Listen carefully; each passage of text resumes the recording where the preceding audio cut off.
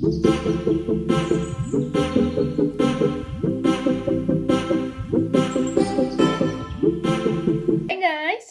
Is me Jewel. Welcome back to my YouTube channel. നിങ്ങൾ ആദ്യമായിട്ടാണ് ഈ ചാനൽ കാണുന്നതെങ്കിൽ സബ്സ്ക്രൈബ് ചെയ്യുക.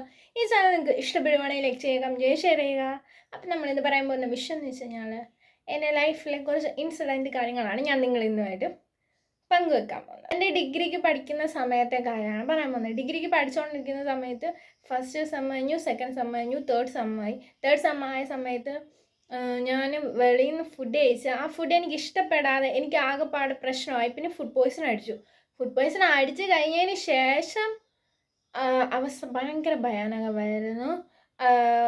എന്താ പറയുക, ഛർദിൽ, വോമിറ്റിങ്ങും ആകെപ്പാടെ പ്രശ്നമായിരുന്നു. പിന്നാണെങ്കിൽ ഫുഡ് ഒന്നും കഴിക്കാൻ പറ്റത്തില്ല ഒരവസ്ഥയായിപ്പോയി. പിന്നെ 4-5 ദിവസമൊക്കെ എന്താ പറയുക കഴിഞ്ഞാണ് പിന്നെ ഹോസ്പിറ്റലിൽ പോകാനിടയായത്. അതൊക്കെ കുറച്ച് സാഹചര്യങ്ങൾ കൊണ്ടാണ്. ആ ഒരു 5ാമത്തെ ദിവസമൊക്കെ ആയപ്പോൾ ഞാൻ ശരിക്കും, നമ്മൾ പറയത്തില്ലേ മരണത്തെ നേരിട്ട് കണ്ടെന്ന് പറയത്തില്ലേ, എനിക്ക് അത്ര വയ്യായിരുന്നു. എനിക്ക് വയറുവേദന കൊണ്ട് പൊളഞ്ഞു, വേദന എടുത്ത് സഹിച്ച് വയ്യായിരുന്നു. ഏറ്റവും ലാസ്റ്റ് ഹോസ്പിറ്റലിൽ കൊണ്ടുപോയപ്പം ഡോക്ടർ പറഞ്ഞ് എന്താണ് വൈകിയത്, കുട്ടിക്ക് ഒട്ടും വൈകിയല്ലോ എന്നും പറഞ്ഞ് ഡോക്ടർ വഴക്ക് പറയുകയൊക്കെ ചെയ്തു. പിന്നെ ട്രിപ്പ് ഇട്ടു. അങ്ങനെ കുറേ മാസങ്ങൾക്ക് ശേഷമാണ് ഞാനിപ്പം ഈ നിൽക്കുന്ന രീതിയിലേക്ക് ഞാൻ ആയത്.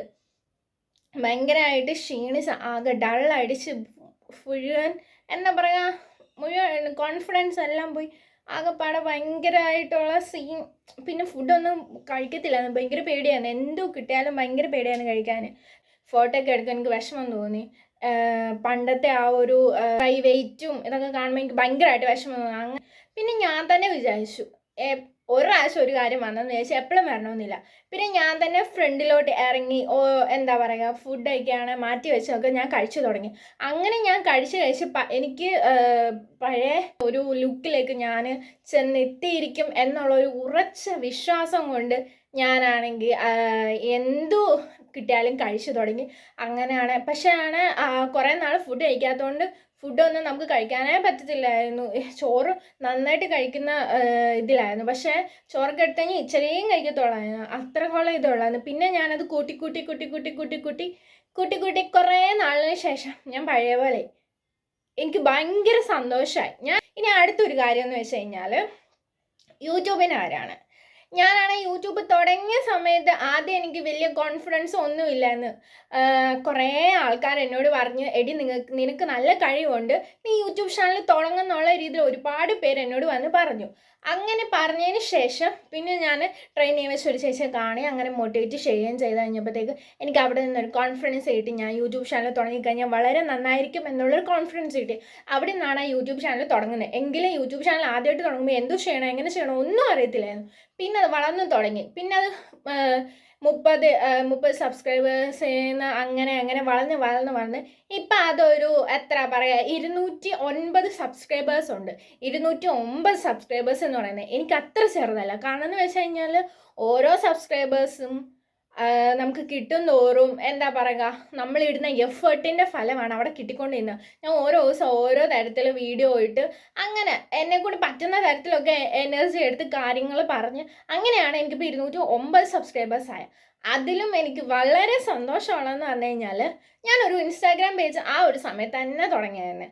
പക്ഷേ കുറച്ച് നാൾ വീഡിയോ ഒക്കെ കുറച്ചൊക്കെ ഇട്ടു. പക്ഷെ ആൾക്കാർ അങ്ങനെ വലുതായിട്ട് കാണുന്നില്ല, 3-4 പേരൊക്കെ കാണുന്നുള്ളായിരുന്നു. പക്ഷേ ഇപ്പം അതിനകത്ത് എത്ര ഫോളോവേഴ്സ് ഉണ്ടെന്ന് നിങ്ങൾക്കറിയാമോ? വെറും 3-4 ദിവസം കൊണ്ടാണ് എൻ്റെ ഫോളോവേഴ്സിൻ്റെ ലിസ്റ്റ് കൂടുക. 900 സംതിങ് ഫോളോവേഴ്സ് ഉണ്ട് ഇപ്പം അതിനകത്തിൽ. നേരത്തെ 1-2-3 വ്യൂസ് കിട്ടിക്കൊണ്ടിരുന്ന എൻ്റെ വ്യൂവേഴ്സിൻ്റെ ഇപ്പം എനിക്ക് കിട്ടുന്നത് 3000 സംതിങ് ഒക്കെയാണ് വ്യൂവേഴ്സ് കിട്ടുന്നത്. ഇത് ഞാൻ നിങ്ങളായിട്ട് പങ്കുവെക്കാനുള്ള കാര്യം എന്ന് വെച്ച് കഴിഞ്ഞാൽ തുടക്കത്തിൽ ഞാൻ എന്താ പറയുക, എന്നെക്കൊണ്ട് പറ്റത്തില്ല എന്നുള്ളൊരു സ്റ്റേജിൽ നിന്നുകൊണ്ട് തന്നെയാണ് ഞാനിത് തുടങ്ങിയത്. പക്ഷേ തുടങ്ങി വന്നപ്പം എനിക്ക് നല്ലൊരു കോൺഫിഡൻസ് ഉണ്ടായി. എനിക്ക് ദൈവം വഴി തുറന്നു തന്നു. ഓരോ ദിവസം ഓരോ രീതിയിൽ എങ്ങനെ വീഡിയോ ചെയ്യണമെന്ന് യൂട്യൂബിലൂടെയും ബാക്കിയുള്ളവരുടെ ഗൈഡൻസിലൂടെ ഒക്കെ എനിക്ക് ദൈവം ഗൈഡൻസ് തന്നോണ്ടേയിരുന്നു. അങ്ങനെയാണ് ഞാൻ എൻ്റെ യൂട്യൂബ് ചാനൽ ഓരോ ദിവസം വീഡിയോ ഇട്ടുകൊണ്ടിരുന്നത്. ഈ തളർന്നു പോയവരോട് പറയാനുള്ള കാര്യം എന്ന് വെച്ച് കഴിഞ്ഞാൽ, നമ്മളൊരു കാര്യം മനസ്സിൽ ഉറപ്പിച്ചിട്ടുണ്ടെങ്കിൽ ഇനി ആരൊക്കെ എന്തൊക്കെ ചെയ്തെന്ന് പറഞ്ഞാലും നമ്മൾ ആ ഒരു സ്ഥലത്ത് എത്തിയിരിക്കും. ആരും തുടങ്ങിയിട്ട് പകുതിക്ക് വെച്ച് മുടങ്ങിപ്പോയി, അല്ലെ യൂട്യൂബ് തന്നെ തുടങ്ങിയിട്ട് പകുതി വരെ ആയപ്പോൾ ഫോളോവേഴ്സ് നിന്നുപോയി. നിങ്ങൾക്ക് ഒരു കാര്യം ചെയ്തുകൊണ്ടിരിക്കുന്ന സമയത്ത് അത് നിന്നു പോവുകയോ ഫ്രീസ് ആവുകയോ ചെയ്തിട്ടുണ്ടെങ്കിൽ അതിലൊരു റീസൺ ഉണ്ട്. ആ ഒരു സൊല്യൂഷൻ നമ്മൾ കണ്ടുപിടിക്കാൻ തുനിയുന്ന സമയത്ത് നമുക്ക് മനസ്സിലാവും, എന്താ പറയുക, ദൈവം എന്തിനായിരുന്നു ഇങ്ങനെ ഒരു കാര്യം നമ്മുടെ ലൈഫിൽ ചെയ്തതെന്ന്. ജീവിതത്തിൽ സൊല്യൂഷൻ കണ്ടുപിടിക്കാൻ ഇറങ്ങിത്തിരിക്കുമ്പോൾ ലൈഫിൻ്റെ കാഴ്ചപ്പാട് തന്നെ മാറും. നമ്മൾ പറയത്തില്ലേ, ബ്ലാക്ക് കണ്ണാടി വെച്ചാൽ ഫുള്ള് കാണുന്നതെല്ലാം ബ്ലാക്ക്, വൈറ്റ് കണ്ണാടി വെച്ചാൽ വൈറ്റ്, മഞ്ഞ വെച്ചാൽ മഞ്ഞ. അങ്ങനെയാണ് നമ്മൾ ജീവിതത്തെ കാണുന്ന ഒരു കാഴ്ചപ്പാടുണ്ട്. നമ്മൾ ജീവിതത്തെ മനോഹാരിതയായിട്ട് നല്ല ബ്യൂട്ടി ആയിട്ട് കാണുവാണെങ്കിൽ നമ്മുടെ ലൈഫിലും ആ സെയിം ബ്യൂട്ടിനെസ് ഉണ്ടാവും. പക്ഷെ നെഗറ്റീവായിട്ട് കാണുന്നെങ്കിൽ അത് നമ്മുടെ ലൈഫിൽ ആ ഒരു നെഗറ്റീവ്നെസ് ഉണ്ടാവും. തകർന്ന് പോയാലും നിങ്ങൾ ഒരിക്കലും വിഷമിക്കരുത്. നിങ്ങളുടെ കൂടെ ദൈവമുണ്ട്. എവിടെ നിന്നെങ്കിലും നമ്മൾ വെറുതെ ഇരിക്കുന്ന സമയത്ത് യൂട്യൂബിൽ നിന്നോ അല്ലെങ്കിൽ ആരെങ്കിലും നമുക്ക് എന്തെങ്കിലും ഒരു അഡ്വൈസ് തരുന്നുണ്ടെങ്കിൽ നിങ്ങൾ ആലോചിച്ചോ, നിങ്ങളെ യൂണിവേഴ്സ് നോട്ടമിട്ട് വെച്ചിട്ടുണ്ട്. നിങ്ങളുടെ കാര്യം, ആഗ്രഹങ്ങൾ ദൈവം നടത്തി തരും.